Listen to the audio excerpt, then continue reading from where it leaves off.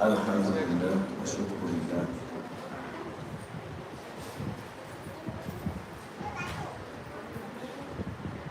The gathering that we come to, the gathering that reinforce what we have accepted, believed, and surrender. Gathering that strengthens something so important, so crucial in life, in where we are. Because at the center of our being exists, we find ourselves wanting to do something, wanting to participate, to engage with something, participate or engage with something in that we hope to bring about the best, to bring about something that which is benefit at the individual level, personal level, and at the level of universal level. Then that benefit can be considered real benefit. If something that we have in life, it is benefit, but that benefit is only at the personal level. So if the benefit is just at the personal level, then at the universal level, there's no benefit. We don't want that. Success, strength, reinforcement of that strength that each of us are looking for. Surely, it is related to us that strengthening the personal and strengthening the universe. Okay? It's just like if you get strong, but then your spouse get weak. It doesn't work. Someone that close to you, okay? You're having something, you're working upon something, you're doing something, and that what you do is strengthen you at the personal level, but people around you that close to you become weak. That is no point. Surely, anything that when we talk about benefit, the real benefit that can be considered as beneficial is that the moment what you do, what you articulate, what you feel, and what you have affirmed in your heart, in your mind, that what you promote, that what you present every second, every moment, let it be that benefit as much as it benefit you, and it benefit as well people around you. Yes? Let it be that people around you, your close relation, your family,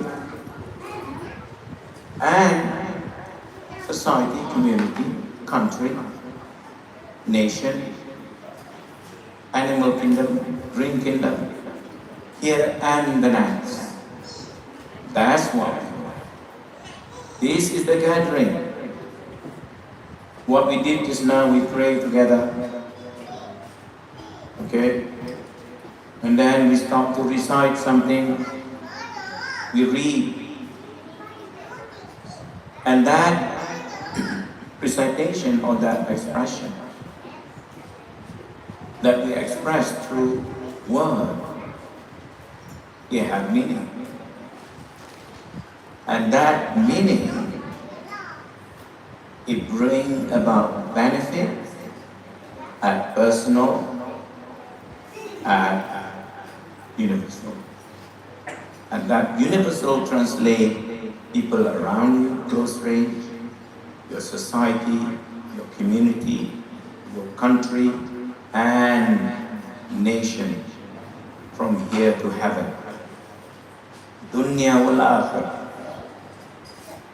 Okay, even the green kingdom, the animal kingdom, all the praise and glorification, it is command.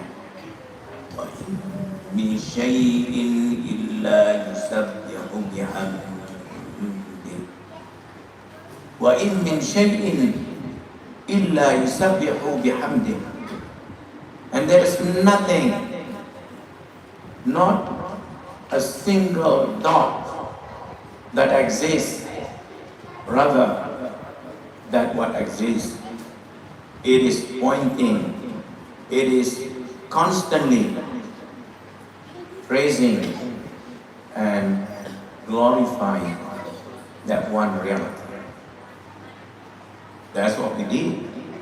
And this is what we are explaining. This explanation, the explanation that make it clear. What are we doing? Why we do what we do? And how we do it? The three great questions: why, what, how? Why you do what you do, and how do you do it? Why, what, how? Why question, what question, and how question is anchored to every human.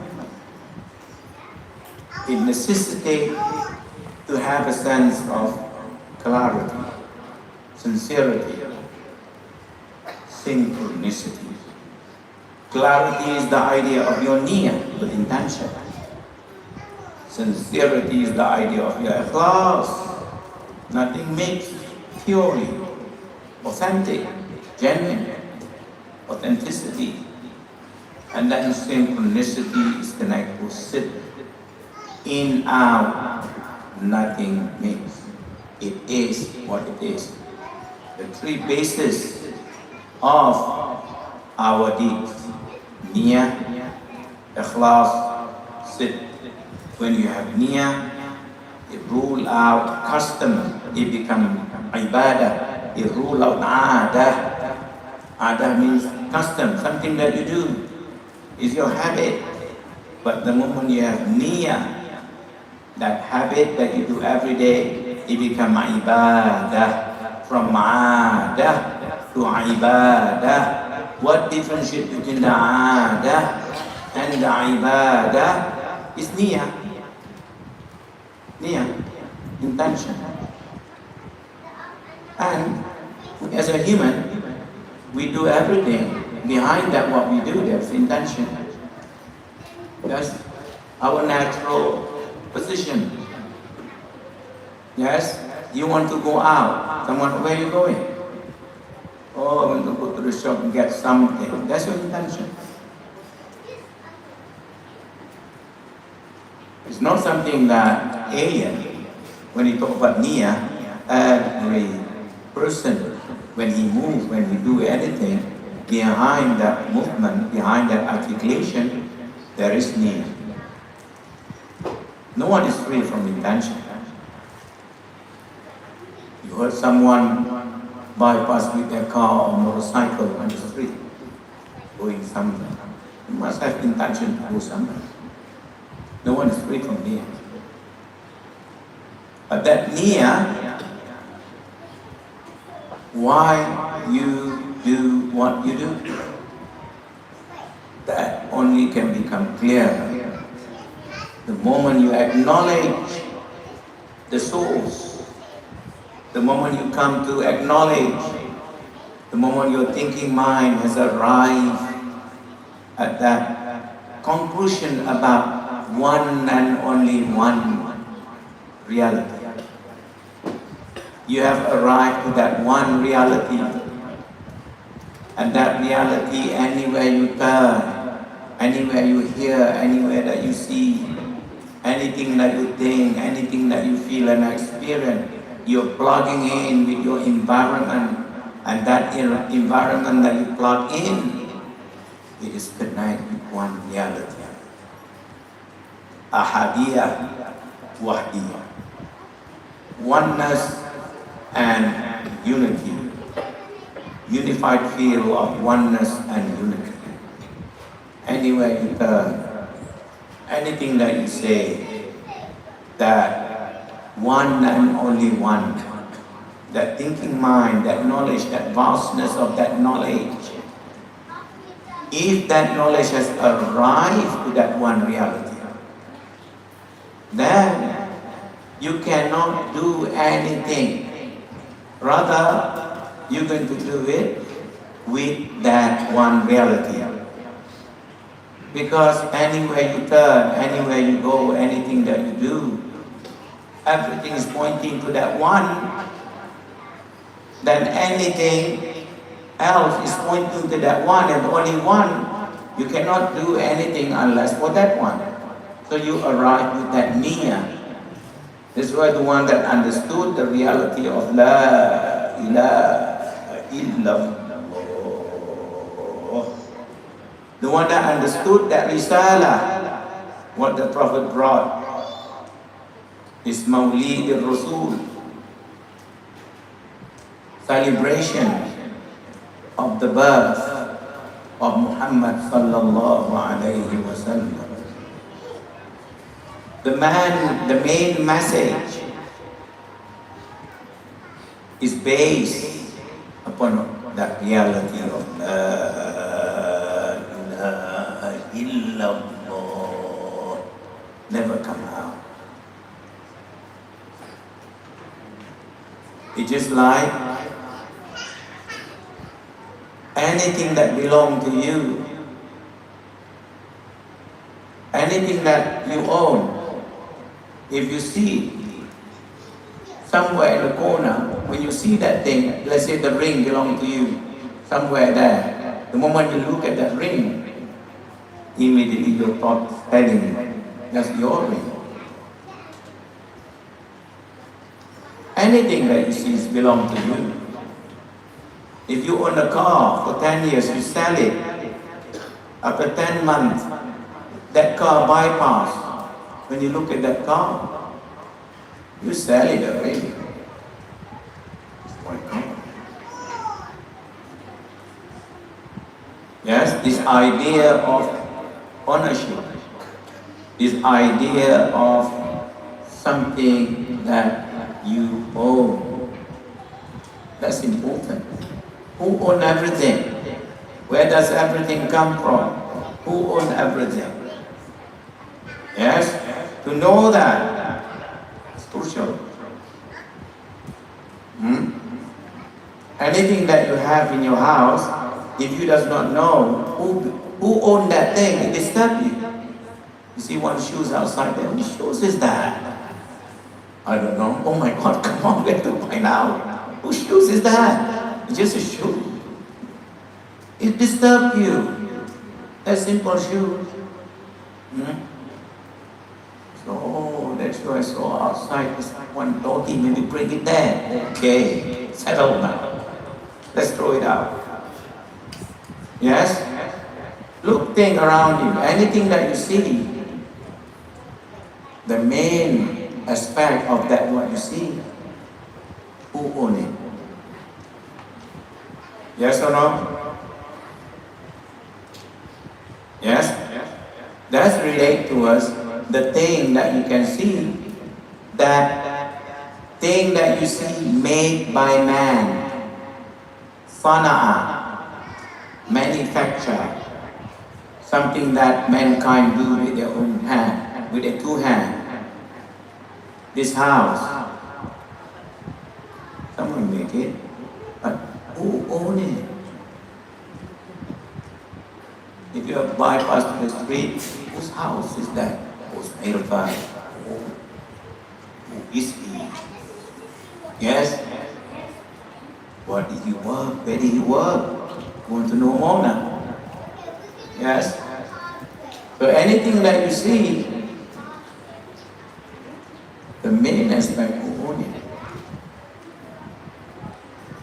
To the point if you walk around the street, you see someone drop something, some bag or something. Who owns it? Whose belong is that? Yes? That question will come to you. But that's in relation to sana'a, something that manufactured by two hands of mankind. What happened? What about something that exists, not made by man? Do we recall how we recall the thing? Do we? That's a question. Yes? That's important to recall.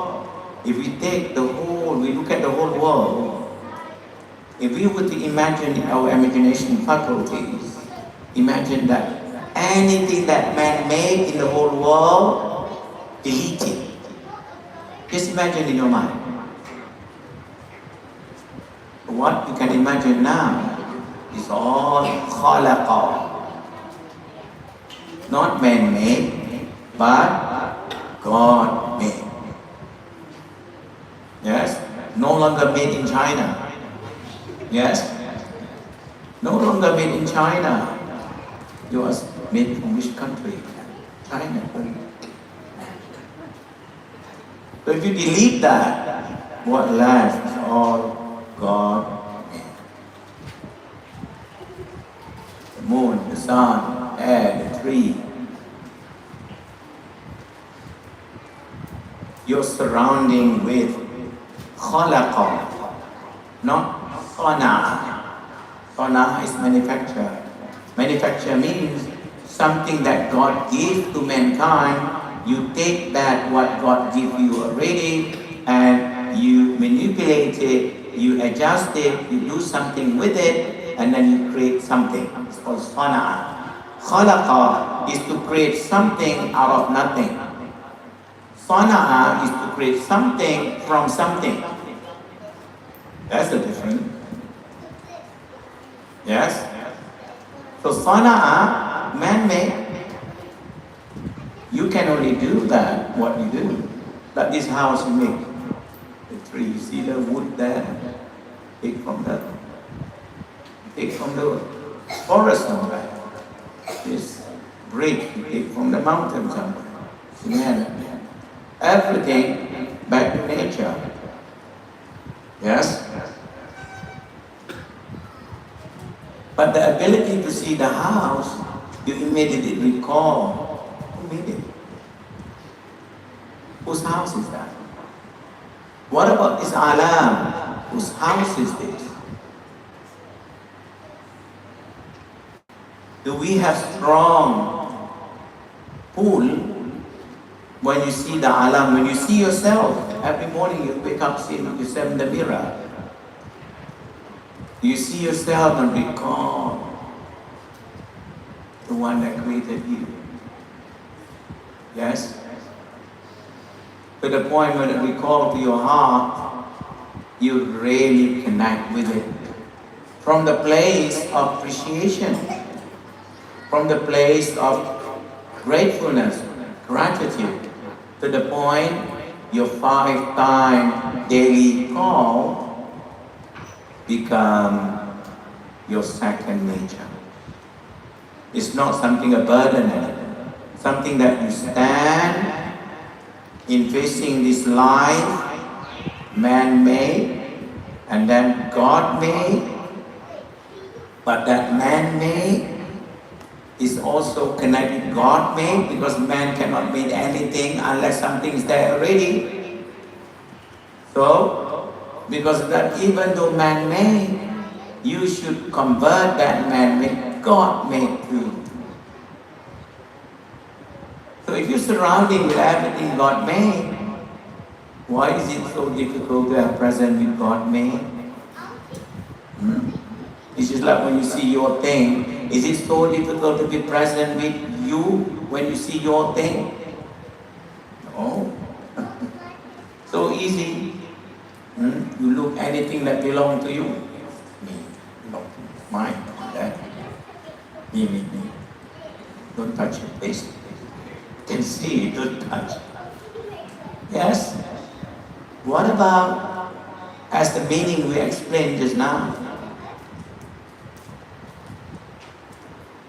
Looking at that aspect, really, to have a present, heart present with God is not something alien.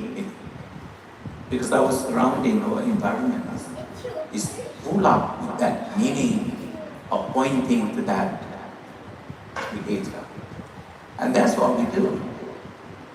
The five temporary prayer, what is it? From the beginning of Allahu Akbar until Assalamu alaikum wa rahmatullah. The whole expression in your prayer, nothing other expression of pointing towards that. The honor. The one that brought about from non-existent to existence. That's what it is. Yes?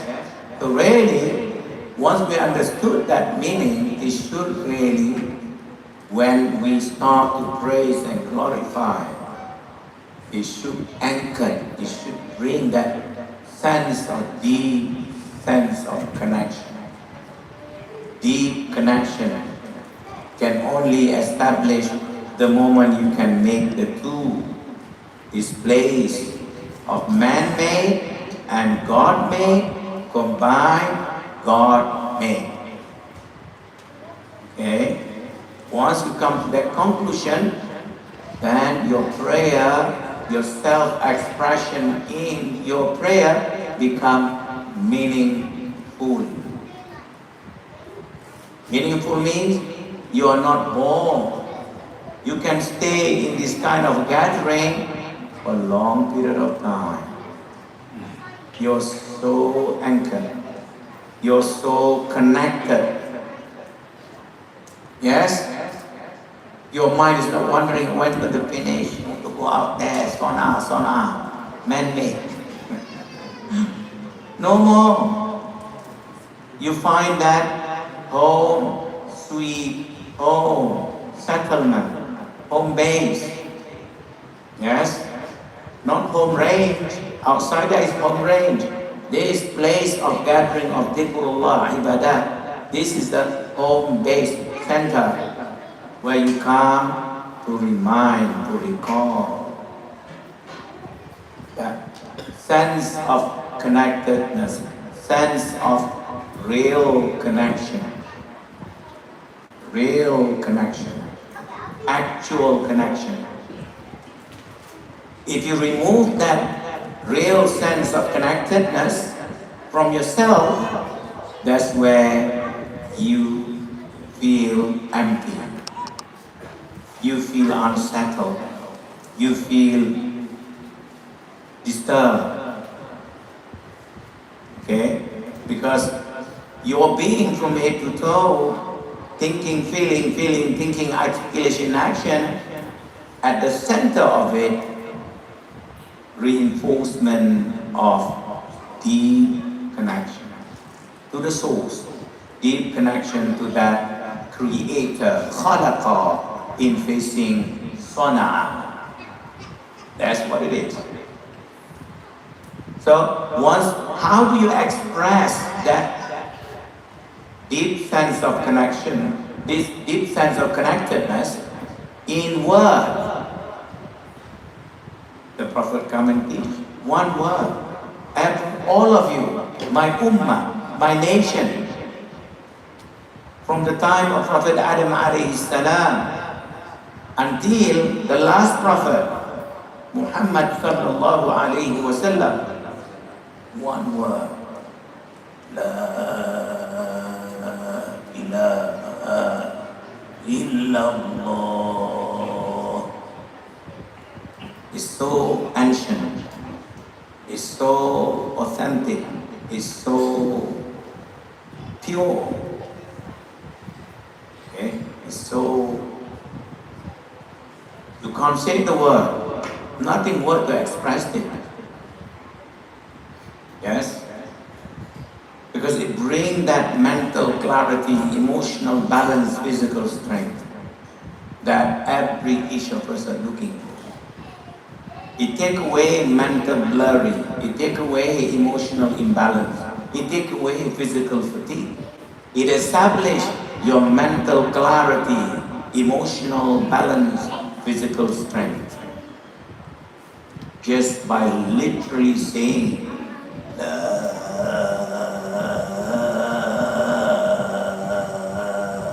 ilaha illallah.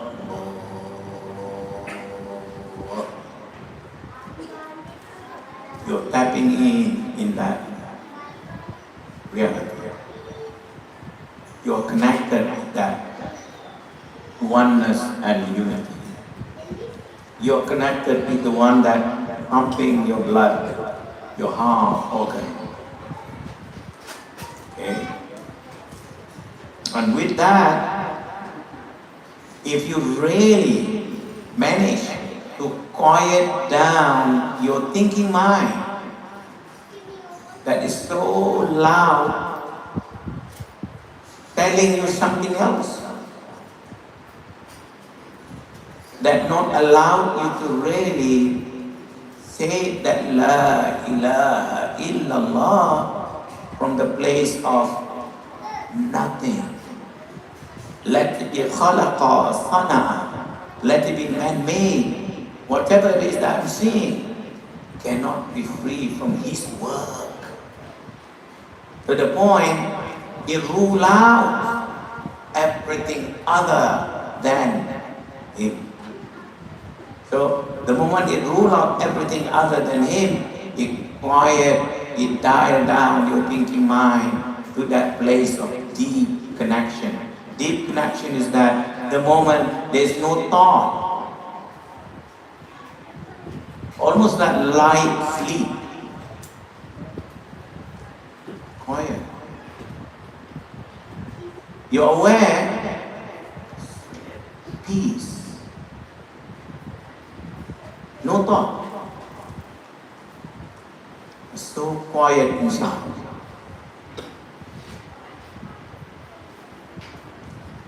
The moment you come to that space, that sweet spot, present moment, you experience that.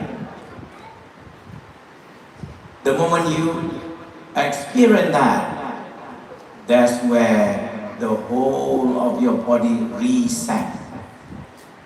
It resets to that origin of your being.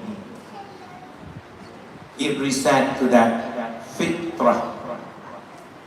It resets to that your origin, your natural state, your natural strength. It provokes and promotes your inner strength. It's just like the moment you go to sleep, you forget time, you forget place, you forget yourself. You're completely at rest, you are unconscious. Okay, your body at rest.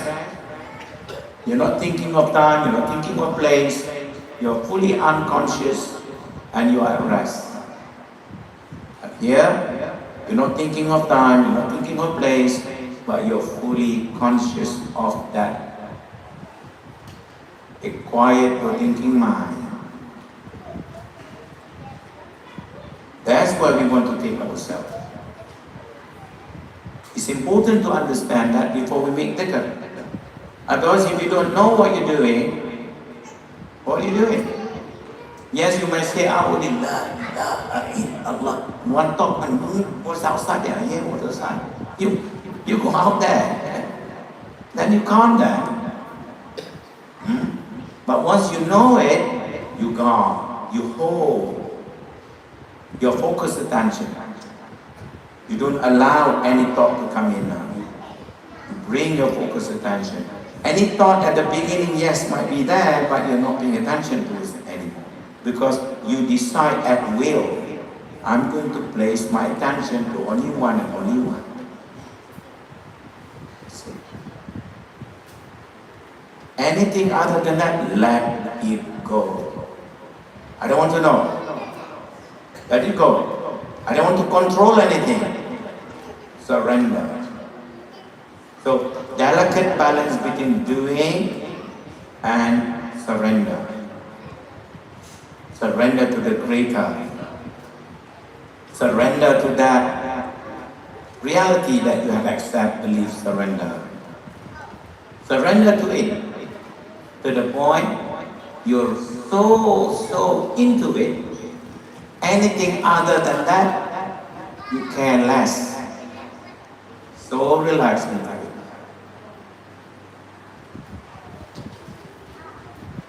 Long enough to the point your normal routine habit that you want to go out there or something that to connect, relate with something. Because this one here, connect with beyond thing. The outside there, you connect with thing. Here you connect with the righteous. The reality from head to toe of the righteous is beyond thing. This is our tradition. The first is start from that La ilaha illallah, the purity of that La ilaha illallah. It manifested to Muhammad Rasulullah at the level of Ma'soom. Ma'soom. At the level of Ma'soom. So the Prophet present that reality of La ilaha illallah in his thinking mind, in his feeling self, and articulate and act the reality of that La ilaha illallah. The Prophet drowned in that La ilaha illallah at the level of Ma'soom. And then disciples come and meet the Prophet, they see the Prophet, they drown at the level of Mahbub. Yes? So, purity of La ilaha illallah. And then Muhammad Rasulullah, the one that presenting that La ilaha illallah, the last, they present the whole of the Prophet about that La ilaha illallah. Lost track time and space. Think, feel and articulate and act. Equal with that module of La ilaha illallah. The thinking mind we talk Tawheed. The feeling self we translate into the sciences of Tasawwuf. The articulation action we translate into the science of Fiqh or Islam. So even in that La ilaha illallah is already the module of that thinking, feeling, articulation action. That charge. The Prophet bring that reality at the level of Ma'soom. And he translate that reality. Insanul Kamil, the perfect man. He arrived and he educated anyone around him in his time, his disciples. Abu Bakr, Umar, Uthman, Ali and all disciples. They drowned in that reality at the level of Mahfuz. So, the people of guidance, the people of transmission, they meet the people that meet the people that meet disciples, that meet Rasul. They touch that share. They drown to at the level of Mahfuz. This is our tradition. So now, they come every Thursday night we gather. They're giving that love. That La ilaha illallah, La ilaha illallah. At once what the Prophet has articulated from the basis of Mahabbah, Shawq and Rida, Niyat, Ikhlas and Sid. The basis of Khawf, Raja, Tawbah, Qadar, Shukur, Mahabbah, Shawq, Rida, Faqir, Zuhud. Tafakkur, muraqabah, muhasabah, dhikrullah, dhikrul maut. All the praiseworthy quality that you can ever imagine. All the things that we need in facing the challenge of life. You need that. Just by literally say that La ilaha illallah, La ilaha illallah. You're fully conscious of that. You don't allow anything else. You hold. Take care of your breathing. Take care of your rhythm. Together we say as Jama'ah. And that La ilaha illallah, as we mentioned earlier, it is connected to the whole of this cosmos. If you can hear the reality of the whole cosmos, they are praising and glorifying Him and connected that La ilaha illallah, La ilaha illallah. The moment you bring yourself to that point, that zero ground, that completely, utterly quiet, anything to do with that, anything that not to do with that La ilaha illallah, quiet, just that. If you can stay there long enough, doesn't matter 5 minutes, 10 minutes, if you get it, alhamdulillah, do the best that you can. When we start the dhikr, everyone got themselves. Say it from your heart, out of love. Say it from your heart, not from your throat. Your heart. And say it with love. You have to couple with appreciation, love. Fadhkuruni adkurkum, washkuru li wala takfurun. So that's the formula. One aspect is that you recall Him, which means you make Him dhikr, and then the other aspect, you have to bring a sense of appreciation, a sense of gratefulness, a sense of gratitude. And that's related towards what you have received, what you get. And then someone may ask, what do I get?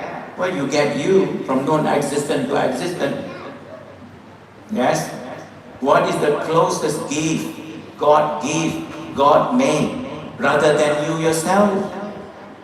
Man arafa nafsahu, faqad arafa rabbahu. Those who know thyself will know their Lord. Let's connect with you. That's why when you say La ilaha illallah, La ilaha illallah, that dhikr is pointing finger to that your existence, one, from non-existent to existent, we call it ni'matul ijad, and then the continuity of your existence, we call it ni'matul imdad, and then the third one, ni'matul huda wal rashad, the bounty of your conscious, your alert, because conscious is connected with knowledge, intelligence. Huda wal rashad, guidance, and the one that take your hand towards that reality of guidance. Huda wal rashad. This is the greatest gift that's related to Muhammadan, ni'matul uzma, the greatest gift. Yes, which is Muhammadan, Muhammad Rasulullah, which connects to the message.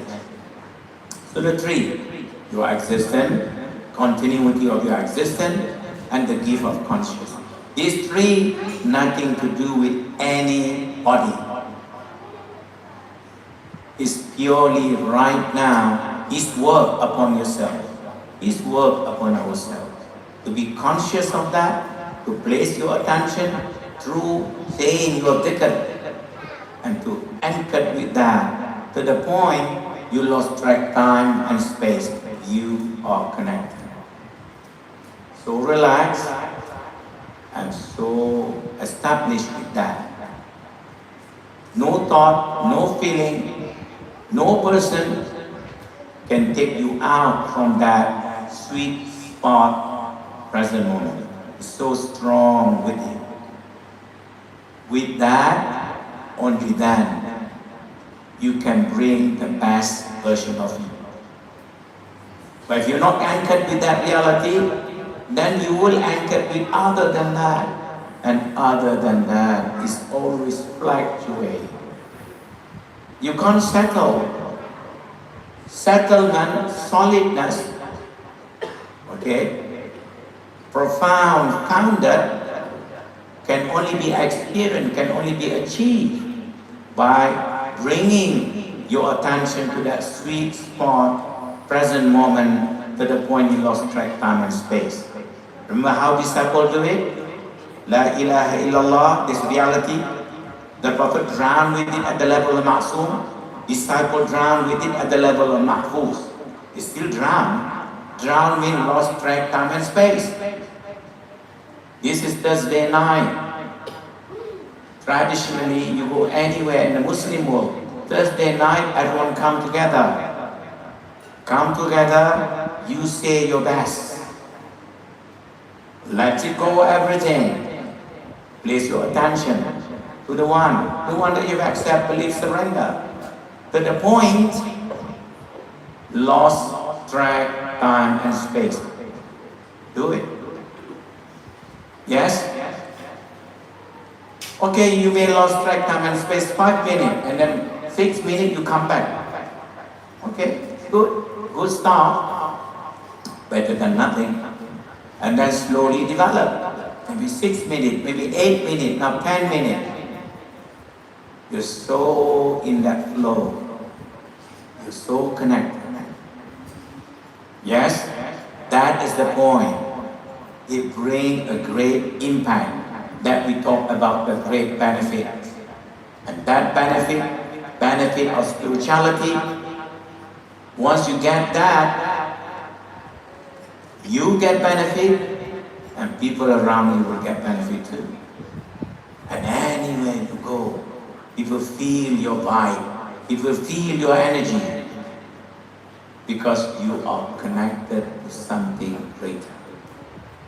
He doesn't know, you cannot explain what it is, but you know it. Because that reality is not just you. The reality of whole is collective reality. It's not just personal. As much as it is personal, it is universal. It's just like the value of the gold. If you have a gold, if you have a plate of gold, let's say this is a gold, you take this plate, this pot, go to London, still value. But if you bring it Malaysia, it's still value. But when you step out the border, you have to change it. No value anymore. So that value is more at the personal value. But value that is personal and universal is gold value. La ilaha illallah. That value, as much as it is personal, it is also universal. Because the one that say that La ilaha illallah, promise, no doubt, you will get security and safety. Just by saying La ilaha illallah from your heart, from the bottom of your heart. And with that appreciation, thinking of the great gift that is given to you, your existence, the continuity of your existence, and your conscious that allowed you to experience life every second, every moment. Appreciate that La ilaha illallah, La ilaha illallah. Nothing. You link that La ilaha illallah with that reality. And God will install a deep end, a sense of security and safety, a sense of love, happiness and joy, a sense of peace, ease and harmony. Just by saying that La ilaha illallah, something will happen at a spiritual deep within. But the moment you finish, you go out, maybe tomorrow you will. Normally someone says something or some kids crying out there, you agitated, beat them up. But now you're just calm. Right? And you deal with it differently now. Oh, how I do that? That's what I'm saying. It's a miracle. This is the way. The way you can't understand. You can't understand. Just like, how is it you just go to sleep? When you go to sleep, you forget time, you forget space, you're unconscious. You wake up and you're so energized. But how would that work? Do you? Never ask, oh my God, how does sleep work? What is sleep here? Oh my God, I feel so energized. No. Never ask that. The circle of worship, the circle of ibadah is more than sleep. That's why as-salatu khayrun min an-nawm. As-salatu, a sense of ibadah, a sense of heart present, khayrun min an-nawm. Much, much better. What you have gained benefit from your sleep, this gathering, much better. You will gain it.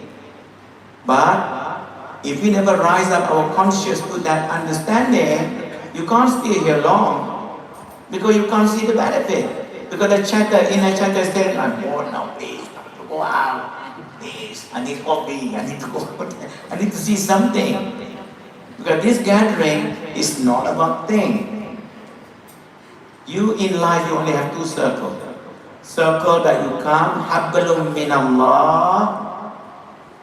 Circle that you come to connect with Allah. That's connect towards the people of Allah. You cannot rule out the people of Allah. Because the people of Allah is a reflection of that Allah. But the level of Mahfuz, how Muhammad Rasulullah, yes, is reflection of Allah at the level of Ma'soom.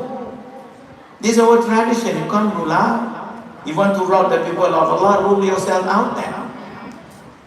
You also people, you also creation. Oh God, please God, I just want God, there's no creation. You yourself, what about you then? You need to meet the people that ground.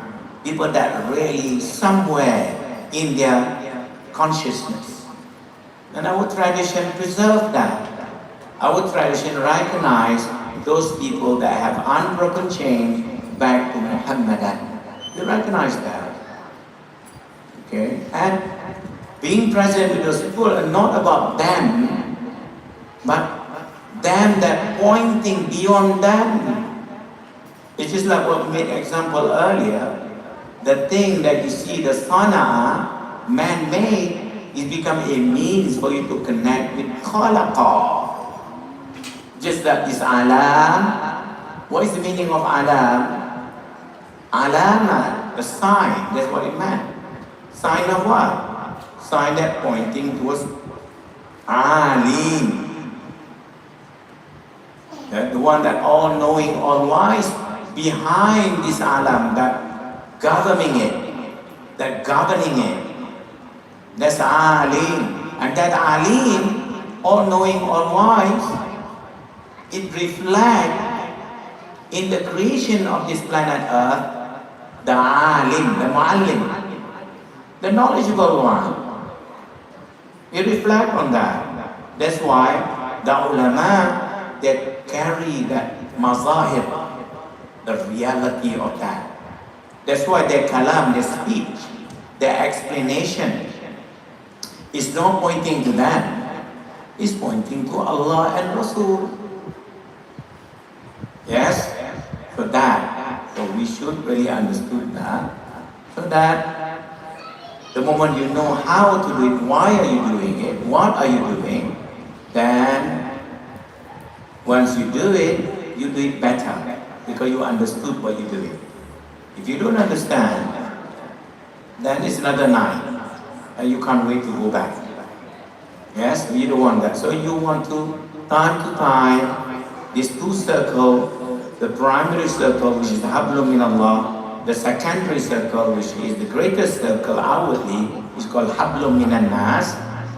Okay, so you want to be able, as time passes, be able to, once you come to the secondary circle, a sense of connection with that primary circle, your creator, it should be distorted. That you want to take. That's where you want to nurture yourself, mold, shape, cultivate, and direct yourself towards that point. To the point, no situation, no circumstances, no thought, no feeling, no person can take you out from that sweet spot, present moment with Him. Rather, every single thing reinforce present with Him. Not every single thing it dismantle present with Him. We don't want that. That's our job. To preserve that, the most valuable thing that we ever have, our consciousness. Conscious with Him, not other than Him. If you're conscious towards other than Him, equals stress. Stress equals deplete energy, not renewal energy. But if you take yourself to the source, now you bring about that state of tranquil, that tranquil renewal energy.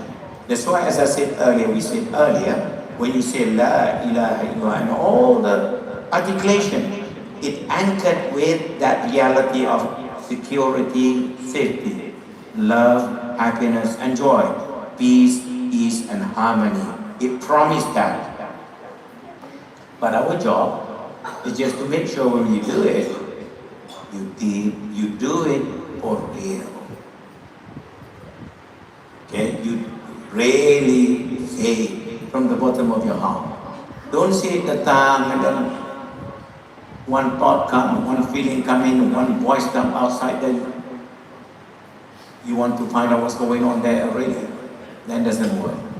So you have to really bring to that anchor. Okay, so we're going to start the dhikr. Okay, and before that we're going to read 7 times Surah Al-Fatiha. And this Surah Al-Fatiha, it encompasses all the great people, all the people that presented Rasul, that ever come, that has come, that is present now, that were to come in future. This 7 Fatiha, it is connected with the righteous people. No matter where they are, who they are, the 7 Fatiha is connected with that. The people that really drown with the reality of La ilaha illallah, the one that really functioning, a true functioning human being.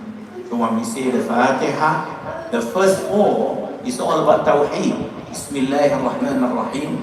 Alhamdulillahi Rabbil Alameen. Ar-Rahman Ar-Rahim. Maliki Yawmiddin. This 4 is Tawheed, is all Iman. Iyyaka na'budu wa iyyaka nasta'in. This is number 5 verses in Surah Al-Fatiha is all Ihsan, is Tasawwuf. Ihdina as-sirata al-mustaqima sirata alladhina an'amta alayhim ghayril maghdubi alayhim waladdallin. Amin. The last 2 verses, this is Islam, this is fiqh. The Surah Al-Fatiha, the first 4, Tawheed, the number 5, the 1 verses, this is Ahsan Tasawwuf, and the 2 last is Islam, fiqh. So again, thinking, feeling, articulation, action. It's about how to be in life. And that Surah Al-Fatiha, some scholars say, it represents Muhammadur Rasulullah, the reality of Muhammad Rasulullah. That's why we recite Surah Al-Fatiha. Read it from your heart. Read it from your heart. Start from your tongue, pay attention to your heart. Only 10 inches, we have to go down. Okay? That Anwar, that Nur, the Nur have to come down. Anwar have to come down. If that Anwar, the Nur never come down, it doesn't work. The Nur have to come down to your heart. Then it works. 10 inches. Yes? So hopefully everyone understood that. We're going to start the dhikr.